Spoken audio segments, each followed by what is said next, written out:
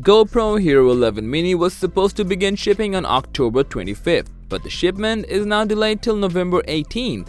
Now you may start to wonder why this last-minute change was made and whether the difference of $100 is even worth the compromises that 11 Mini is making. Well, let's see.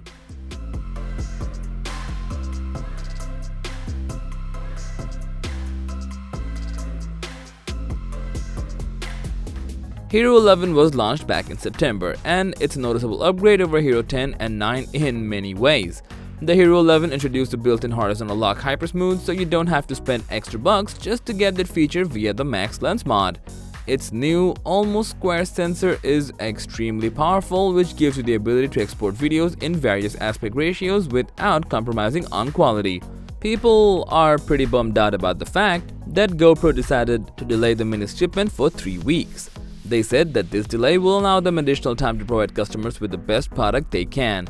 Now, usually, late camera shipping happens due to supply chain issues, but most probably they're dealing with fixes for some lingering bugs, and it's taking a bit longer than they anticipated.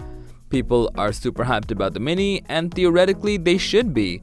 The 11 Mini is going to pack these new features as the Hero 11, but you'll have to spend $100 less. What's not to get excited about? Well, here's the catch. Some cost cutting was done to ensure 11 Mini sustainability along with the 11.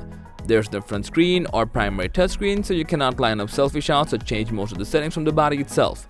You'll have to open the Quick app every time to do those. There's no photo mode. You'll be able to shoot only videos from the camera. There's no GPS, so geotagging isn't really possible. You can't even remove the batteries, so no quick battery swap between the shoots. To achieve a more compact size and a more budget-friendly approach, GoPro decided to make these changes. But since the GoPro 11 is already compact size and you can mount it anywhere you want, why would you compromise on those features? And if you're thinking about saving some money, well, you can save $100 and maybe spend that to buy mods for your GoPro. But are those mods even worthwhile to spend money on? They're not innovating or adding new mods to the catalog, and Hero 11 can provide you with more than enough not to spend on those mods. So if you're on a tight budget or you're upgrading from old models, you can definitely check out 11 Mini, which is currently priced at $400. But if you have more money to spend and you need the best action camera that GoPro has to offer, go get the Hero 11.